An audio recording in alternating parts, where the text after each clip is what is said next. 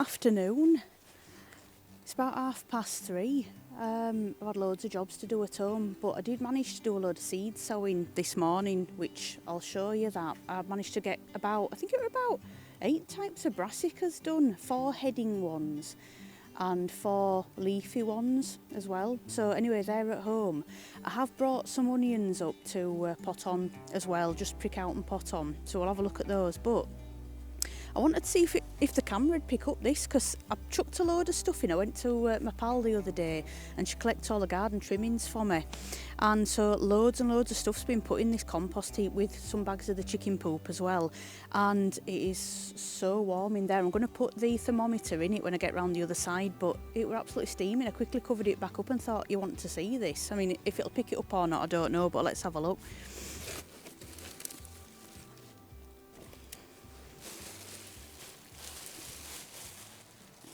I don't know whether you can see that, but that is completely steaming. Brilliant, isn't it? That's what you want. So, a few bits and bobs from home, not much.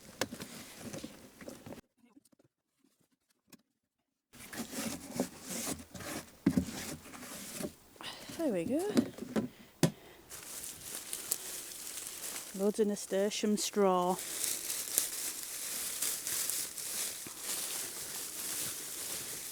So, just get that chucked in, covered back up.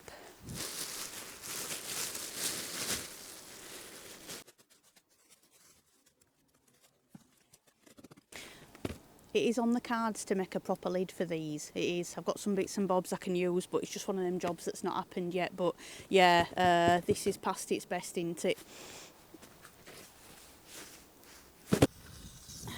Right, so pretty cold, that one on end. Not a lot happening in that just as yet.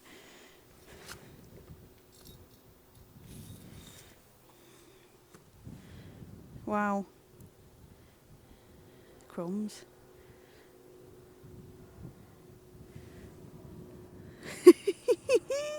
Uh-oh. Not bad. Oh well. Slightly bad because it's into red, isn't it? So yeah, steamy windows there. At least we know something's going on.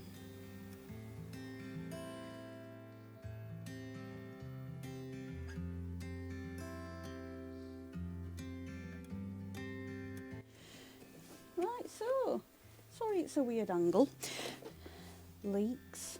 When did I do them? 9th of Feb, yeah, so they've come through nice, and they can just sit in here fine anyway. They did last year, so they should this year, shouldn't they? I think I'll pop them just up there. Forget about them a while now.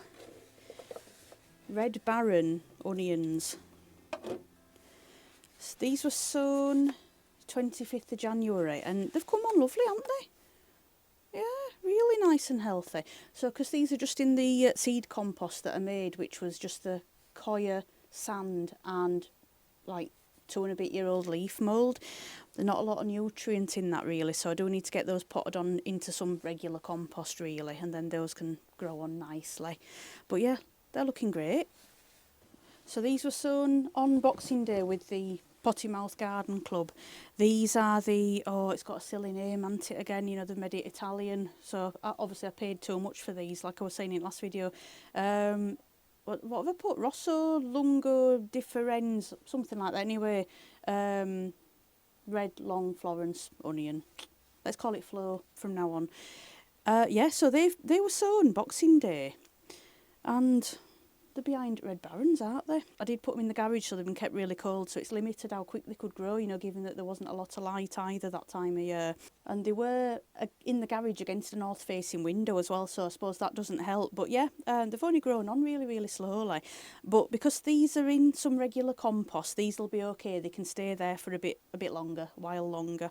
And I'm just going to leave them up here because they're just getting in the way now. I've done a bit more sowing, and I did some sweet peas as well the other day. I had a mammoth sweet pea sowing session and used up all the laurels that I had in my stash, you know, from when I did the broadbeans. I feel like I did something else. I did some loofahs. I chitted some loofahs. I'll show you a photo of those because those suddenly got away from me as well. I'd put those in a little bit of a wet paper towel in a little sealed Tupperware dish, and then I put it on top of the boiler where it was nice and warm, and yeah, all of a sudden they were off, weren't they? Anyway, so they've been potted up now, and I'm hoping that they're okay, because they did have quite a lot of roots off the bottom of them. Oh, and I sowed some mint as well. And I've put a little bit more compost, damp compost, on top of the boiler in a pot, you know, I ain't just put a handful on top of it. And that's going to be for some parsley and some coriander as well, so that's coming up soon too. So anyway, let's check out the broad beans. Ta-da! Yeah, so we've got a few that have yet to show. Oh, mind you, that's pushing through, that one. Yeah, oh yeah, you can see. I thought, oh, what's happening off the top of that? But yeah, this one, can you just see there, that bit of green? This one's about to erupt, isn't it? Yeah, they wanted a bit more water again. But anyway, I'll show you this one. This is funny, because they do tend to do this. Silly billies. But look at him. Look what he's done. He's gone sideways, hasn't he? He's just marching his own path. Anyway, it's fine. He'll be okay. And yeah, we've got that taproot already at the bottom. There's a few others that look like they're nudging the surface as well. And yeah, that's got a taproot. Even though nothing much is happening up there, there is a taproot at the bottom. So something's happening with that one. That one, don't know. Yeah, I've got another one there that there's nothing showing at all, taproot or anything. So really, I think there's only two, actually, that look a bit sus. But they might be okay. Because, you know, happy beans, happy beans. I'll just keep an eye on them. And this thing here, this plywood base, I think it might have been. Either that or a lid off a big packing crate. I was tripping over that in the greenhouse. It's been keeping dry in there. But anyway, this is what I'm going to be using for some of the compost heap lids. But at the moment, it's just getting in the way. It's reasonably thick, but it's not like exterior grade, I don't think, or anything, so it'll have to be coated with something.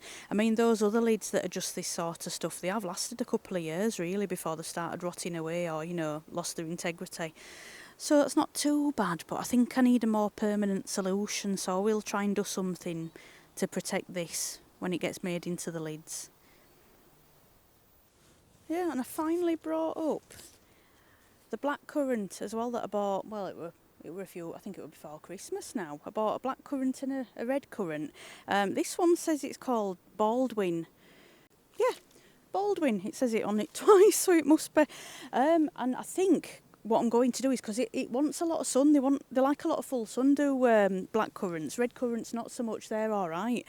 So I think what I'm going to do is I'm going to put it right on the corner of this bed. Because they can be quite big, really. We can let them grow quite big. And I really want to crop this year, so I don't want to cut it back too much. I just want to put it in and let it get away. So yeah, I think I'm going to uncover this corner where the plastic sheet is. And yeah, just put it in here and see how we go.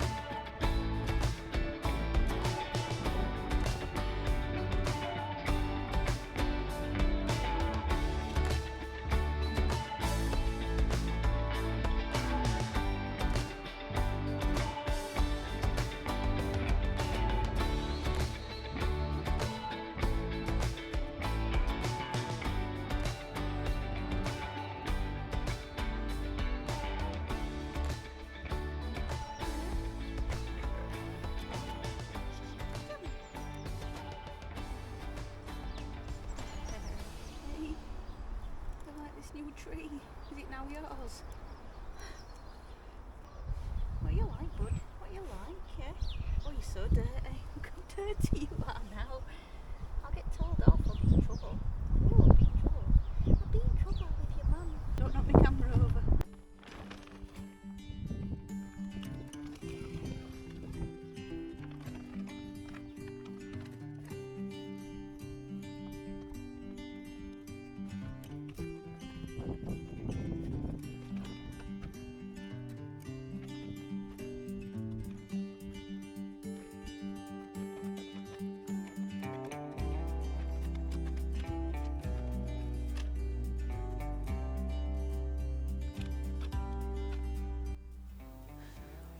I thought it might make a little bit more sense if I move the camera around, just so you could sort of see why I've positioned it how I have done. Because the path's running down that way, and we've got the allotment path between me and my neighbour kind of up this way. So I sort of wanted it to spread out so that it's kind of going down the path either way, both paths. And it's actually got a little bit of a lean on it as well. It's just naturally sort of growing out a little bit. So I thought, well, I want that poking in towards my plot rather than out and sort of getting in the way of anybody. So yeah, hopefully I can sort of train the branches. I don't know, kind of like a bit of a 90-degree kind of situation. So we're not encroaching too far over onto the beds that way, but maybe we can go that way and we can kind of go, you know, that way down either path. But anyway, we'll see how it turns out. I have just put 3 little canes stabbed into the ground as well. And they're just around the root ball because I thought that might just help secure it just whilst it gets its roots into the ground and anchors itself, just in case we get a little bit of wind, because we're right at the back end of February now, so we're not quite out of sort of storm territory. And because the wind comes straight down this way, I thought that might help it just stop having a bit of windrock and breaking its roots. So it might just get anchored a little bit better because of those little stakes that are just around it, and those can come out later down the line when it's taken hold sufficiently. I just thought I'd show you as well what I was actually tipping into the hole. I mean, there's some of the nice manure that we got last week that's gone into there, and I did dig it in quite nicely with the actual soil that's under there as well, because there's sometimes a bit of a danger that if you've got really rich compost manure and, you know, soil and whatnot around the actual root ball, when the plant gets beyond that and hits the slightly poorer soil, sometimes the roots can turn back in and it only wants to use up the nice bit that's around it. So it does help to mix it in a bit, just so that the plant's got a little bit of a taste of the actual parent soil. And I also stabbed the fork into the ground around the edge of the hole that I dug as well, just to slightly soften the soil and maybe make a few little tunnels, because if the roots find those and they get into it and start growing outwards, if I can just help them grow outwards a little bit, then I'm hoping it'll get into the soil and actually anchor itself. And, you know, I don't want it just growing all in that one little area. I do want the roots to spread out. So I have broken the roots around the root ball a little bit as well, just to encourage that. And the other things I've put in the hole is, I mean, it didn't really need it, but I mean, Epsom salt, so I only put a little sprinkle of that for a bit of magnesium. I mean, I don't think it's lacking in anything really, is that soil, because it had so much compost on the top of it, because I'd mulched those rows, and it's right on the edge of one of those rows, the top row. And I'd put that much manure in with it as well, that I really don't think it's wanting for anything for quite a while. But I mean, I'm going to have to start using this up a little bit, because then I'm in less danger of actually putting it in my coffee, aren't I? Remember that other video? I'll link it, you know, if you didn't see that one where, yeah, we nearly had a bit of a mishap with this, didn't we, thinking it was sugar. Bit of an oddball one. I've not seen anybody else using this. Avocado pip, this. Now, when I've had an avocado, I do chop up the pip and I chop up the peel once I've sort of cleaned all the, you know, the flesh from the inside of it, and I let it dry out, and then I crush it up in the spice grinder and I save it. And it's amazing how much you can save up, actually. But I heard that avocados had a lot of potassium in them, you know, a bit like bananas in a way. And everybody goes on about making sort of like banana teas as well, you know, that you can feed for the potassium. So I don't know whether now it's dried and it's in this form, whether it has got a lot of potassium in it, but it saves just chucking it away, doesn't it? Or, I mean, if you chuck it in the compost heap and you don't break down avocado bits and bobs enough, you find it for ages afterwards, or at least that's what I've found. So that way, drying it and grinding it up, it's a way that you can feed it in and it will disappear quite quickly. And I also do the same thing with pumpkin seeds as well, because if you've ever grown pumpkins or, you know, just bought one and chopped it up and chucked it in the compost, you find the seeds for quite a long while afterwards. So I tend to dry those and I grind them up, and then you can get rid of them in the compost heap. And something that's amazing, Mycorrhizal fungi as well. So, I mean, there's a few different brands of this available. But this, it kind of creates a symbiotic relationship between the roots and all the little microbes and whatnot and the goodness that's in the soil, and one helps the other back and forth. I've used this for a while and I think it is actually worth paying for. I mean, I used it on the squash patch last year and the squash and pumpkins were absolutely epic. I must admit, absolutely fantastic. I grew, now I'm going to massacre the word again, aren't I? Marina de Chioggia. Marina de Chioggia. Anyway, however you say it, the big green pumpkin. I'll put a little picture up of the one that I grew last year. Well, I grew a few. But this one, 9.3 kilo. And on the seed packets it says grows up to 5 kilo. And I had one that was 7 as well. And then a couple that were sort of average sized. So... yeah, oh, and the polar bear squash as well, that said up to 15 kilo. We had one that were 26.9 kilo and one that were 26.3. I think that were it. They were definitely 26 point something kilo. I don't want to poke my eye out on that. Ooh! I don't know how heavy it is, but it's heavy. I'm going to drop it. Yeah, not bad. So, I mean, I can't say it's all down to this because, I mean, the soil's really good here. Despite the mare's tail, we've got a lot of worms, as I was sort of showing you what the soil life that I found when I pulled that sheet back. I mean, there were a centipede, little woodlice, but they're always going to be there, aren't they, really? Yeah, all sorts of different types of worms. So, yeah, it's great, actually. Really, really good soil. And really, really good compost and manure that I put in those hummocky rows last year as well. So yeah, plenty of feed for the plants.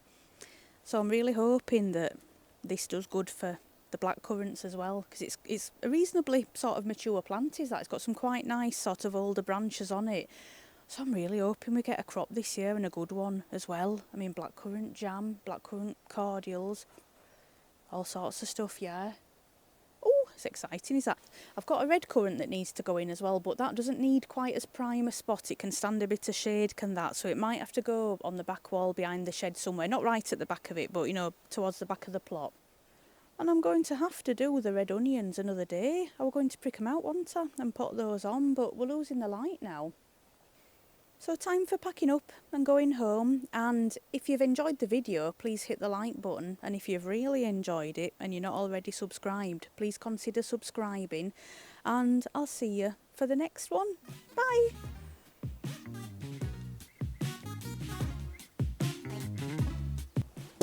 Oh, start again.